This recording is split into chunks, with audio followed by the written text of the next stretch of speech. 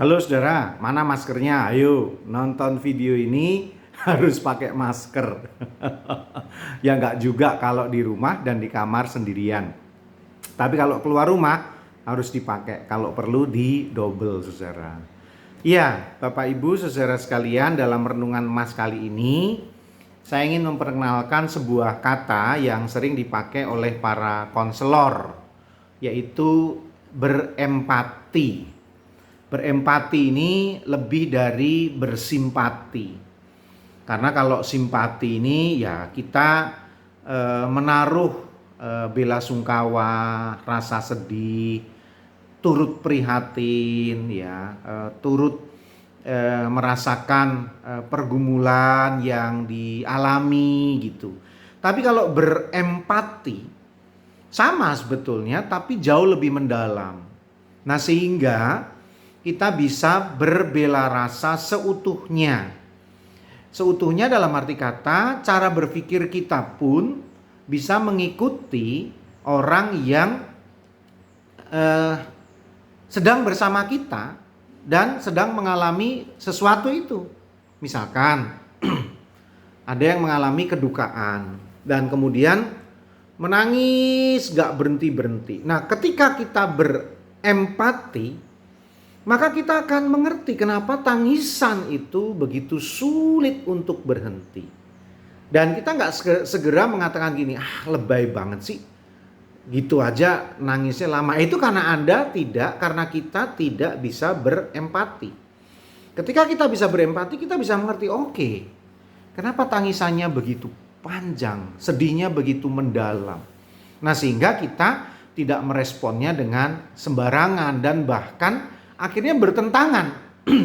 Ketika kita bertentangan dengan konseli kita, dengan klien kita atau dengan orang yang kita ajak bicara, maka orang yang kita ajak bicara atau yang sedang konseling dengan kita kehilangan kepercayaan.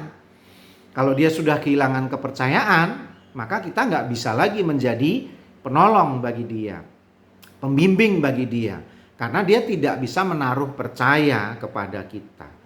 Nah, maka berempati itu perlu, turut merasakan, dan kemudian kita bisa turut berpikir ya, dan mengalami apa yang dialami oleh saudara kita. Tuhan kita adalah Tuhan yang sangat pandai berempati. Di dalam Ibrani pasal 4 ayat 15 dikatakan demikian. Sebab imam besar yang kita punya bukanlah imam besar yang tidak dapat turut merasakan kelemahan-kelemahan kita. Sebaliknya sama dengan kita. Ia telah dicobai, hanya tidak berbuat dosa. Artinya Tuhan kita mengerti, sangat memahami kenapa kita seringkali berbuat salah, berbuat dosa. Bahkan kadang jatuh lebih dari satu kali. Tuhan ngerti, sangat ngerti, Tuhan sangat-sangat paham. Karena Tuhan bisa turut merasakan betapa beratnya dicobai itu. Bahkan dia pun dicobai. Tapi bedanya Tuhan gak terjatuh dalam dosa. Bedanya Tuhan tidak tergoda. Nah, kalau kita gampang tergoda, kita gampang terjatuh dalam dosa. Poin saya yang utama adalah Tuhan kita sangat mengerti kenapa kita mungkin sulit bertobat. Kenapa kita terus berseteru dengan Dia? Kenapa terus menjauh kepada Tuhan? Tuhan sangat mengerti kenapa persoalan-persoalan itu adalah penyebabnya kita, biang keroknya kita. Tuhan sangat mengerti.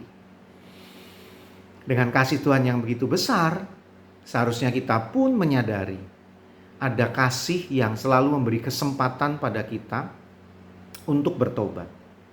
Karena apa? Tuhan bisa turut merasakan.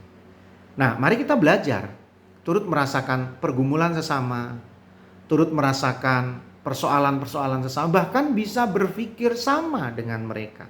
Sehingga kita bisa menolong dengan efektif dan efisien. Kita bisa menanggapi dengan tepat. Kita tidak malah menambah beban dengan ucapan kita, dengan sikap kita, kira-kira begitu. Tapi dengan turut merasakan, berpikir seperti orang itu pikirkan, maka kita bisa menjadi berkat dan solusi yang baik.